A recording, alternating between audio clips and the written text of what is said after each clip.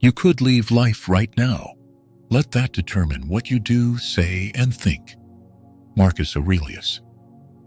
Read that again. You could leave life right now. Not tomorrow. Not in 5 years. Not when you've finished chasing your goals or fixing your flaws. Right now. It's not a threat. It's not a warning. It's a wake-up call. A quiet whisper from a man who ruled an empire, fought wars, buried children, lost friends, and still wrote down these words, not to sound wise, but to stay awake. We scroll past death like it's some distant stranger, something that happens to others, old people, unlucky ones. Not us, not today. But what if today was it? What if these were the last few hours you'd ever get to breathe, to speak, to feel? Would you still be worried about what someone thinks of you? Would you still delay the one thing you know you need to do? Would you still treat your time like it was free? That quote wasn't written for philosophers. It was written for people like us, the distracted, the overwhelmed, the stuck. We live in a time where we're told we can be anything, but no one tells us how to be. We're surrounded by noise, comparison, pressure, options, and yet so many of us feel completely lost. We keep waiting to feel ready, waiting for motivation to strike like lightning, waiting for fear to leave before we fall. But the truth is, it never does. Fear doesn't vanish. It evolves. It shifts from fear of failure to fear of regret. And regret has a way of speaking the loudest when it's already too late. So ask yourself this: if today was your last day alive, would you be proud of how you lived it? Not because you climbed a mountain or changed the world, but because you showed up. You were present. You were kind. You tried. You dared. You did what mattered, even when it was hard. This is what Stoicism is about. Not about suppressing emotions or pretending to be unbreakable. It's about being fully alive, even when life is brutal. Especially when life is brutal. It teaches us that peace isn't found short. It's found in clarity, in knowing what matters and letting go of the rest. You don't need to have it all figured out. You don't need to hustle 24/7 or radiate positivity all the time. You just need to wake up and act like your time means something. Because it does. Every second you're alive is a second you'll never get back. The Stoics weren't superheroes. They were human. Just like you. They bled. They cried. They doubted themselves. But they kept coming back to one thing. Control what you can. Accept what you can't.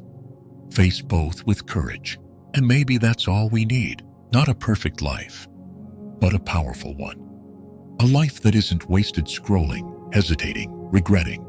A life where we look our fears in the face and say, "You don't own me." So before we go any further, pause, take a breath, put your phone down, and imagine the weight of those words again.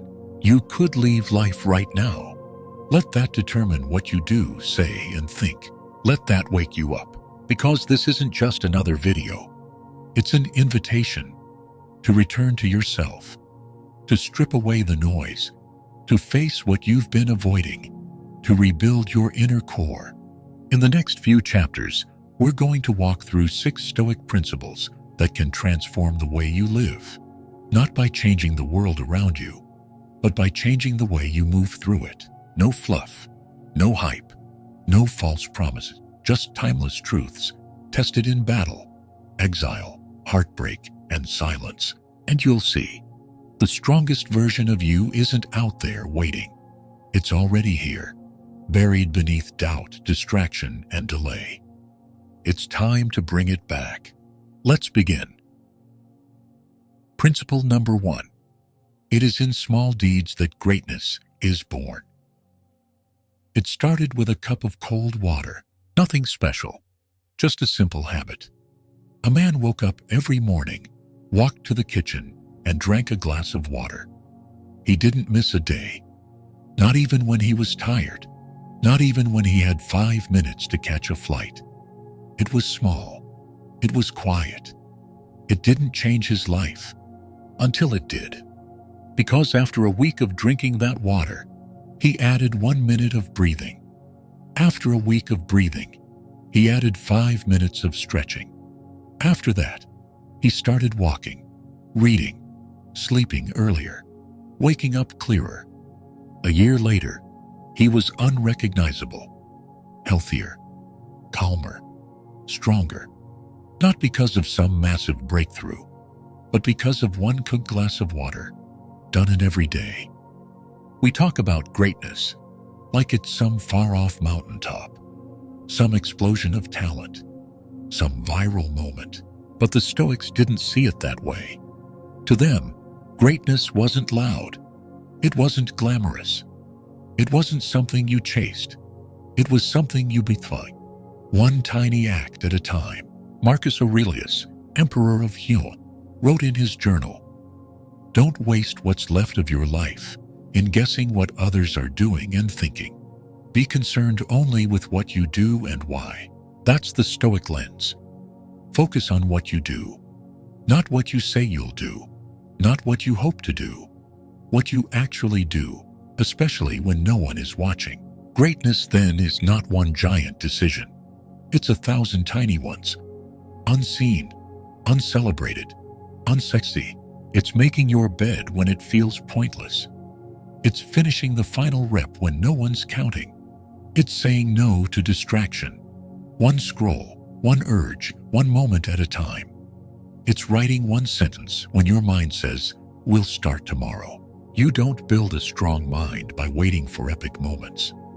You build it the same way you build a wall. One brick, one honest brick, laid well every single day. There's a Japanese concept called Kaizen, the art of continuous improvement, not in leaps, not in sprints, but in slow, deliberate progress. The Stoics practiced that long before the word existed. Epictetus, once a slave, didn't preach revolution. He preached self-mastery. He taught his students, how you do anything is how you do everything. And he meant it, because the way you fold your clothes, the way you speak to the waiter, the way you breathe when you're angry, those are the moments that shape your character. Not the big stage, not the big win, but the small, boring, ordinary choices that no one ever applauds. A man who cannot master his mornings will never master his mission. Think of the ocean. It's vast, powerful, relentless, but it is made of drops, and every drop matters. That's you. You are not built by one big decision. You are built by the drops, the little things, the daily things, the things you could skip but don't. Greatness is when you treat the invisible moments like they matter, because they do. We live in a world that glorifies the outcome, the before and after, the glow up, the headline. But the Stoics knew the truth. The real victory happens in silence, in repetition, in brushing your teeth when depressed, in showing up when uninspired, in keeping your word, not to others, but to yourself. They understood that identity isn't what you say, it's what you repeat. So let me ask you, what are you repeating? What are the quiet, tiny things you do every day? Not because they're fun or easy, but because they build the person you want to become. There is no shortcut. There is only showing up. You want to be brave? Then act with courage in small ways right now. You want to be wise? Then pause, reflect, read, even if it's one paragraph. You want peace? Then take one breath before you react. Just one. And do it again, and again, and again. The Stoics didn't become legends by birthright. They became legends by practice. Daily, consistent, quiet, often lonely. And that's good news, because it means you don't need to be extraordinary to start. You don't need to be fearless or perfect or ready. You just need to show up, small, consistent, honest. Drink the water, take the breath, do the work, Fold the blanket. Apologize when you mess up. Speak truthfully. Walk away from gossip. Pause when you want to rage. Keep your room clean. Take out the trash without resentment. Read the page. Write the sentence. Say thank you like you mean it. Say I don't know when you don't. Smile at the stranger. Hold the door. Breathe again. Because every one of those moments, they stack. They are the seeds. And one day, without even realizing it, you'll wake up and the person you've been trying to become will already be inside you. Not because of one big transformation, but because you kept showing up in small, invisible ways when it would have been easier not to. That is Stoic greatness, and it's available to you right now in the next small thing you do. Principle number 2, take full responsibility for your life. Why do some people grow while others stay stuck? Why do two people face the same hardship, yet one rises and the other collapses? It's not luck. It's not talent. It's not intelligence. It's ownership. The moment you stop blaming and start taking full responsibility for your life, that's the moment everything begins to change. But most people don't live that way. Instead, they blame the system. They blame their parents. They blame their boss, their childhood, the economy, their ex, the weather, Mercury in retrograde, anything to avoid the mirror, because taking responsibility is hard. It means looking at your pain and saying, I didn't choose all of this, but I choose what I do with it. That's the problem. We've been trained to believe that if something isn't our fault, then it's not our responsibility. That mindset keeps you stuck, powerless, bitter, passive. It gives away the steering wheel of your life to everything outside of you. And over time, you become a passenger in your own story. You wake up feeling behind. You scroll through other people's lives, wondering why yours isn't working. You tell yourself, if only I had their opportunities, their looks, their luck. But that's not power. That's helplessness in disguise. Let's agitate that a little deeper. How many dreams have died because someone waited for the world to get better? How many lives are unlived because someone kept saying, it's not fair? And maybe they're right. Maybe it wasn't fair. Maybe it wasn't your fault. But now what? What happens next is on you. And that's where we shift to the solution, to the radical, liberating idea at the heart of Stoic philosophy. Own everything, even what you didn't cause. That's the why. Why does responsibility matter? Because without it, you're stuck forever reacting. But with it, you begin creating. When you take 100% responsibility, you stop waiting for life to happen, and you start happening to life. And yes, it's uncomfortable at first. It strips away excuses. It demands honesty. It forces you to admit, maybe I've been in my own way, but there's power in that. Because if you're the problem, you're also the solution. So how do you actually do this? That's the how. It starts with one rule. Stop blaming. Start owning. When something goes wrong, pause. Don't react. Don't deflect. Don't search for someone to blame. Ask instead, what part of this can I take responsibility for? What's in my control here?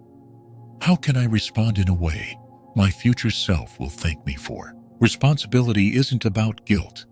It's about responsibility. Your ability to respond. Your ability to turn pain into progress. To turn mistakes into mastery. To turn setbacks into fuel.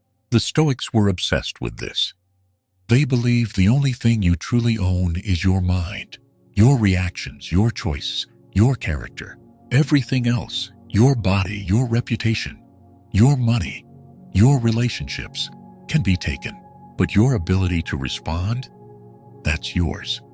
Always. So you protect it. You sharpen it. You practice it daily.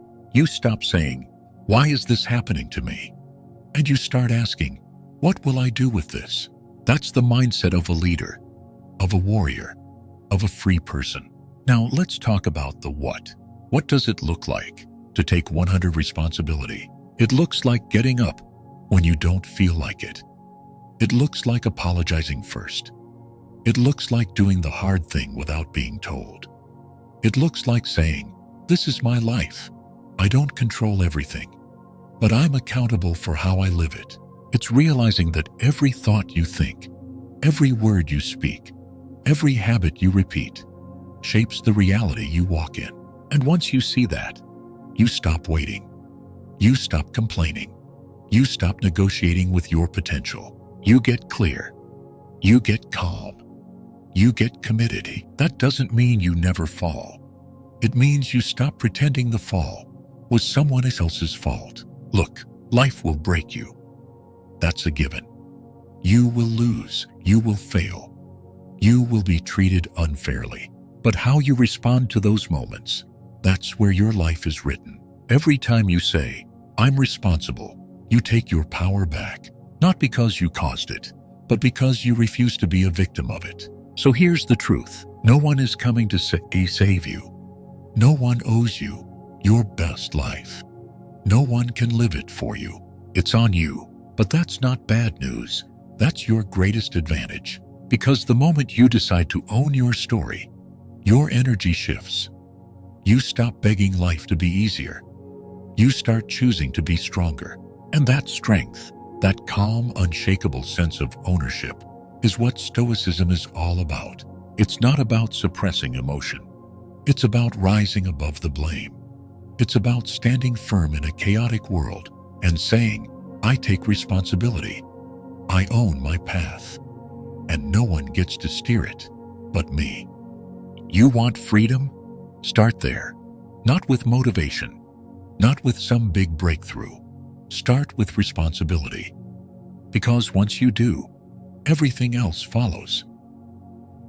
Principle number 3. Cultivate inner discipline. Freedom is not doing whatever you feel. Freedom is being able to do what's right, even when you don't feel like it. We live in a world that worships emotion. Follow your heart. Do what feels good. Go with the flow. And while there's comfort in those words, there's also a trap, a soft, invisible one. Because feelings lie. They tell you to skip the workout, to sleep a little longer, to start tomorrow, to eat what numbs, not what nourishes. They whisper, "You're tired. You deserve rest," even when you've done nothing worth resting from. The Stoics saw through that illusion. They didn't demonize emotion, but they didn't obey it either. To them, true freedom wasn't the ability to follow every impulse. It was the strength to not follow it, to choose what's right over what's easy, what's needed over what's comfortable. That's discipline, not in the military sense, but in the quiet, steady act of doing what must be done, even when your feelings resist. But here's the truth. Most people won't say out loud. Most of us are lazy. Not because we're bad, not because we don't care, but because comfort is addictive, because the brain loves easy, because modern life makes it effortless to escape everything meaningful with just a tap, a swipe, a scroll. We confuse comfort with peace. We think ease is the goal. We say, "I'll start when I'm motivated," not realizing that motivation is a guest, not a resident. We binge instead of build. We react instead of reflect. We drift instead of drive. And the worst part, we start believing it's just who we are. I'm just not a morning person. I've always been inconsistent. I'm not built for routine. As if identity is carved in stone instead of shaped by repetition. But what if you flipped that? What if discipline isn't about force, but about freedom? What if it's not something painful, but something that gives you power? Because it does. Discipline gives you back your time. Discipline gives you space between trigger and reaction. Discipline says, "Yes, I feel this, but I choose differently." That's inner freedom, not the freedom to do whatever you want, but the freedom to do what's right when everything in you wants to run. And here's the shift. Discipline doesn't start big. It starts small, quiet, almost invisible. It's not waking up at 4 a.m. to run 10 miles. It's getting out of bed the first time the alarm rings. It's not cutting off every distraction in your life overnight. It's silencing one notification, closing one tab, saying no just once when you usually say yes. It's not about extremes. It's about consistency. The Stoics practiced it through daily reflections. They wrote their thoughts, reviewed their actions, planned their behavior. They didn't wait for the world to be quiet. They trained themselves to be still inside the chaos.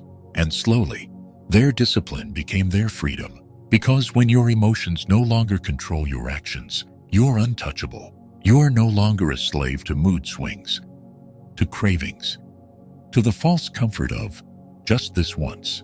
You become steady, focused, grounded. And that's rare. That's powerful. We admire people who are calm under pressure, who keep showing up even when it's hard. But we forget. That doesn't come from talent. It comes from training, from saying yes when you want to say no, from standing tall when your habits beg you to sit down, from proving to yourself, one tiny action at a time, that your word means something. So what if, today, you chose discipline over impulse? Not because you felt like it, but because it aligned with who you're becoming. What if, every time you override a feeling, you're casting a vote for your future self? That's what this part of the journey is about. It's not about perfection. It's about pattern. It's about momentum. About becoming the kind of person who does hard things, not out of punishment, but out of principle. And here's the truth. Every time you choose discipline, it gets easier next time. Not because the task is easier, but because you are stronger. So when you feel lazy, move anyway. When you feel afraid, act anyway. When you feel like quitting, pause, then continue. And when you feel nothing at all, do the thing anyway. That's real freedom, not running from discomfort, but walking through it with quiet strength. Not waiting for the storm to pass, but learning how to steer in the rain. That's how the Stoics lived. And that's how you build a life that doesn't fall apart when emotions rise. Discipline is not the enemy of joy. It's the gatekeeper, because behind discipline is peace. Behind discipline is purpose. Behind discipline is you, in your highest, clearest form. And all it takes to meet that version of yourself is doing the hard thing when it's hardest to do. Principle number 4. Let death be the compass that guides your life. What if you knew how long you had left? Imagine if the exact number of your remaining days was marked on your wrist, a countdown urging you to live wisely, not endlessly. Would you keep wasting time? Would you still hold grudges? Would you still wait to say I love you? Or I'm sorry, or I'm ready? You already have that countdown. You just can't see it. And that's the problem. We live like we're infinite. We live like time is something we own. But it's not. Time is not yours. It is not mine. It's borrowed. And one day, without warning, it will be taken back. That's the what. Death is not a distant event. It's the most certain part of life, and the most ignored. We don't talk about it. We avoid it. We treat it like a shadow that shouldn't be spoken of. But the Stoics didn't. They looked death in the face. They welcomed it, not as an obsession, but as a reminder that nothing is promised, that every moment matters, that life is not something to get through. It's something to be deeply, urgently lived. Marcus Aurelius wrote, "You could leave life right now. Let that determine what you do, say, and think." He wasn't being dramatic. He was being clear, crystal clear, because death, when you really face it, doesn't darken life. It sharpens it. It cuts away the noise. The excuse, the someday mindset. It leaves only what's real, what's true, what's worth it. That's the so what. So what if death is inevitable? Here's what. It changes everything if you let it. When you remember that you will die, you stop postponing your life. You stop waiting for the right moment because you realize this is the moment. When you remember that you will die, you stop living on autopilot. You stop numbing yourself with endless scrolling, endless plans, endless distractions. You return to now, to breathe, to presence. You see clearly. That argument isn't worth it. That dream deserves action. That fear has no power. That love needs to be expressed, not just felt. When you remember that you will die, you stop needing permission to be who you are. You stop shrinking for other people's comfort. You speak your truth. You write your book. You take the trip. You call your parents. You live with urgency, but not panic. With clarity, not chaos. With meaning, not mindlessness. The Stoics weren't trying to be morbid. They were trying to wake up. Every single day, they carried a phrase with them. Memento mori. Remember, you must die, not to scare themselves, but to stay awake to the gift of being alive. They wore it on rings. They carved it in journals. They meditated on it in the morning. Because they knew you don't live fully until you accept the end. That's not depressing. That's liberating. Because when you're no longer afraid to die, you're finally free to live. So now what? What do you do with this truth? You use it. You let it guide you. Like a compass. Like a flame. You wake up, and instead of saying, ugh, another day, you say, another chance. Another chance to show up. To love harder. To focus deeper. To create something meaningful. To forgive. To try again. To feel. To be here, truly here. You stop waiting for the weekend. You stop waiting for perfect timing. You stop waiting for the right version of yourself to begin. You begin now, with what you have, with where you are, with who you are. And when you face choices big or small, you ask, if I were to die tonight, would this matter? Would I regret not doing this? Would I regret doing it? That's your compass. You'll notice most of the things that stress you, they shrink. Most of the fears, they dissolve. Most of the pressure, it fades. And what remains is clarity. Not perfection, not certainty, just clarity. You start living like your time is limited, because it is. And suddenly, the little things become beautiful. The coffee tastes better. The silence feels sacred. The sun hits your skin differently. You laugh deeper, cry freer, hug longer. You remember what it means to be human. And you remember what a miracle it is just to be here. That's the power of facing death. Not as an enemy, but as a teacher. Not to fear it, but to let it fuel you. You don't get to choose how long you live, but you do get to choose how deeply you live while you're here. And if death is the one thing promised, let it be the one thing that keeps you honest. Let it be the one thing that keeps you awake. Because life is not guaranteed, but presence is. Right here, right now, in this breath, in this beat, in this moment. Don't waste it. Principle number 5. Right action does not wait for mood or motivation. We've all said it. I'll start when I feel ready. I just need the right mood. I'm waiting for inspiration. It sounds harmless. It even sounds wise. But it's a trap, because the more you wait to feel inspired, the less likely you are to move. Inspiration is beautiful, but it's inconsistent. It arrives like weather, unexpected, unpredictable. And if you build your life around it, you'll spend most of your time stuck in neutral, convincing yourself that tomorrow will be better. that next week you'll be stronger, that someday it'll all just click. And while you're waiting for that magical moment, time keeps passing. You scroll, you overthink, you plan, you avoid. Not because you're lazy, but because you've been trained to believe action comes after inspiration. That's the world we live in, a world that sells motivation like a drug, that tells you to wait until you feel aligned, energized, called. But what if the calling never comes?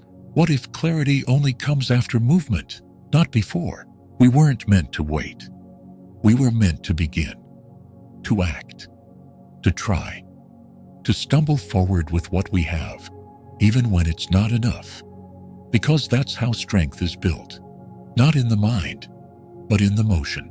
Still, most people stay stuck, not because they don't have dreams, but because they think dreaming is enough. They confuse intention with effort, vision with action. They build castles in their heads, but never lay the first brick. And beneath it all is fear. Fear of failure, fear of judgment, fear of starting small and not being perfect. So they wait for the right time, for clarity, for motivation, for a sign. But the Stoics never waited. They knew that if you want to live a powerful life, you can't depend on the weather of your emotions. You have to become the anchor, the steady hand in the storm. They asked one question: what's the right thing to do right now? Not, do I feel like it? Not, will it be perfect? Just, what is within my control, and what is the next right action? That question changes everything, because it shifts the focus from feeling to doing, from waiting to choosing. Right action is not about being inspired. It's about being intentional. It's getting out of bed when your mind says stay. It's opening the laptop when your fear says you're not ready. It's making the call, writing the page, taking the first step, even if your hands are shaking. Because here's the truth: inspiration doesn't create action. Action creates inspiration. You move first, and motivation shows up later. Not always in fireworks, sometimes just a flicker, a shift, a moment of momentum. But it's enough to keep going. And then something incredible happens. The more you act without waiting, the less you need to wait. You stop being a prisoner of your mood. You stop negotiating with your comfort. You become someone who does what needs to be done, regardless of how you feel. That's not robotic. That's powerful. Because every time you do the right thing, without needing to feel like it, you're reprogramming yourself. You're teaching your body that action is a choice, not a reaction. You're building integrity, grit, inner leadership. You're becoming someone you can trust. And that trust matters more than any quote, any book, any hype video. Because when you trust yourself to act, regardless of your mood, you've become unstoppable. You're not chasing highs. You're building habits. You're not relying on energy. You're relying on character. And that's rare, because most people are still waiting, still sitting at the edge of their potential, asking the wrong question. When will I feel ready? But the right question is simpler. What's one small thing I can do right now to move forward? That's it. Not 10 steps. Not a perfect plan. Just one action. That's how every meaningful change begins. One action, then another, then another. And before you know it, you've built something real. Not because you were inspired, but because you were consistent. The Stoics lived by this principle. They didn't ask the universe for motivation. They asked themselves for discipline. They didn't wait for perfect days. They prepared for hard ones, because they knew you don't rise to the level of your feelings, you fall to the level of your habits. And if your habit is waiting, delaying, second-guessing, that becomes your life. But if your habit is showing up, despite the doubt, despite the fear, despite the lack of vibes, that becomes your power. So the next time your mind says, I'm not feeling it, you answer, That doesn't matter. You do it anyway. You act anyway. You write anyway. You train anyway. You speak anyway. You show up anyway, because showing up is where everything starts. And everything meaningful begins with a single step taken before you feel ready. Not after, not when the stars aligned, but now, because now is all you ever really have. Principle number 6. Adversity is training, not obstruction. He sat in his car, hands shaking on the steering wheel. Another rejection, another plan that didn't work. He had done everything right. He had followed the plan, the system, the rules. And still, he was losing. No money, no progress, no direction. And worse, no one to blame but himself. He stared at the dashboard thinking, maybe this just isn't for me. Maybe he wasn't meant to succeed. Maybe he just wasn't built for this. Maybe it was time to quit. That's where it almost ended. But something shifted, not outside, but inside. It wasn't loud. It wasn't dramatic. Just a single stubborn voice that said, no, this doesn't break you. This builds you. That was the moment everything began to change, because the pain didn't leave, but the story around it did. The story went from, why me, to try me, from this is too much, to this is how I grow, from I'm cursed to I'm being carved into something stronger. That man is real. That story is real. And maybe that story is yours. Maybe you're the one sitting at rock bottom, the one who tried and still fell, the one who gave it everything and still wasn't enough. Maybe life has tested you. Maybe it still is. And maybe part of you is tired. So tired. Not just physically, but soul deep tired. Tired of the fight. Tired of the silence. Tired of pretending you're okay when you're not. If that's you, I want you to know something. You're not broken.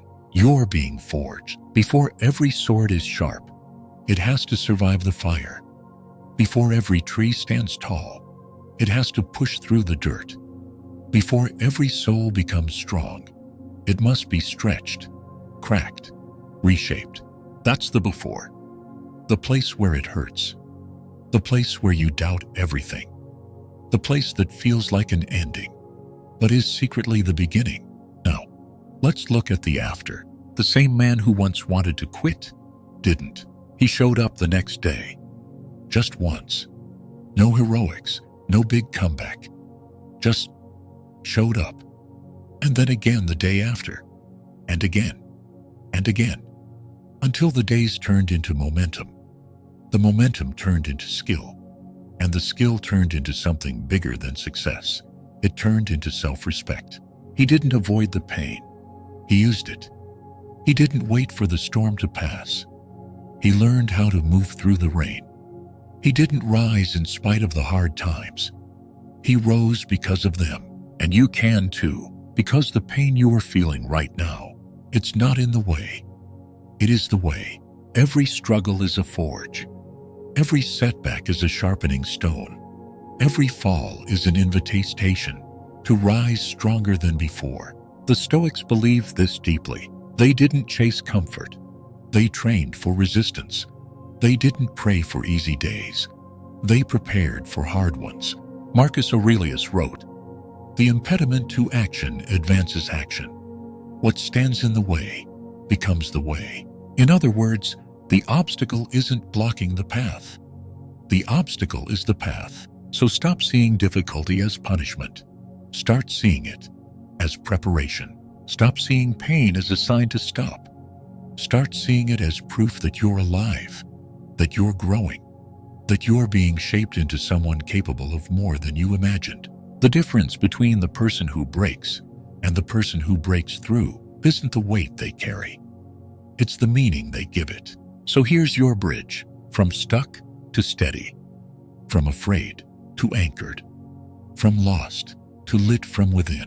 It starts with this shift. What if this moment, this mess, isn't the thing ruining you? What if it's the exact thing required to reveal you?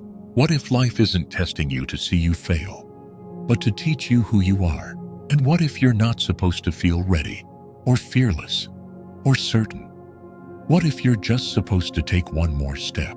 Not 10, not a leap, just one more. Because here's what you'll find when you do. You're stronger than the voice in your head. You're braver than the fear in your chest. You're wiser than the failure behind you. And most of all, you're not what happened to you.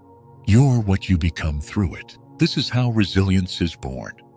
Not in perfect plans, not in peaceful times, but in the middle of the storm, when you decide to rise anyway. So if today hurts, let it forge you. If today feels dark, light a fire inside. If today you feel like falling apart, fall into your power. You don't need to know what's next. You don't need to fake a smile. You just need to keep going, even if it's slow, even if it's shaky, even if no one sees it but you. Because strength isn't loud. It's quiet. It's private. It's built in moments like this.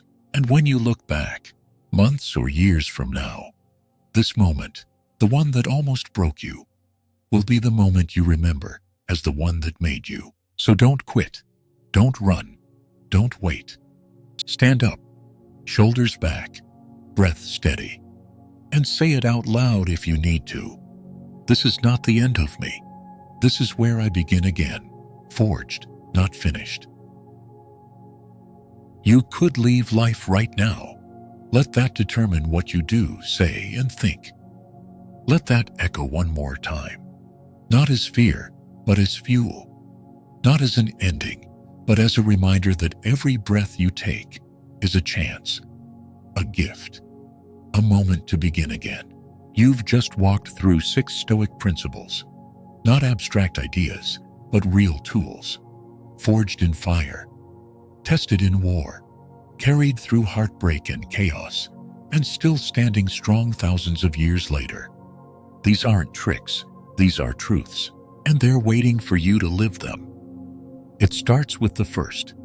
Greatness is built from small things, not grand gestures, not epic leaps, but the invisible, ordinary choices you repeat, the quiet disciplines, the unseen efforts, the moments where no one's watching, and you show up anyway. That's where power is planted. Then the second, take 100% responsibility for your life. No more waiting, no more blaming, no more hoping someone else will do it for you. When you own your path, even the parts you didn't choose, you get your power back. Not because you control everything, but because you control your response to anything. Third, train your inner discipline. Stop letting moods decide your movement. Stop mistaking feeling for fact. You don't need to be in the mood. You need to be in alignment. Discipline isn't a punishment. It's a form of self-respect. It's the quiet promise you keep with yourself, day after day, even when no one else holds you accountable. Then comes the truth we all try to avoid. Death is the compass of life. When you remember that time is borrowed, you stop wasting it. You stop waiting to be more ready, more perfect, more anything. You begin. You speak. You love. You live. Not tomorrow. Today. Because someday is a lie. And death doesn't send invitations. Then the fifth. Hardship is a forge, not a wall. You're not being punished. You're being prepared. Every fall, every failure, every breakdown is shaping something in you. Not to destroy you, but to reveal you. Resilience isn't about never breaking. It's about breaking and still coming back stronger, softer, deeper. And finally, the sixth. Adversity is training, not obstruction. Adversity is not something to avoid, but something to embrace. It is the forge in which character is shaped. Each difficulty we face is an opportunity to practice courage, patience, and resilience. The Stoics believed that obstacles don't block the path. They are the path.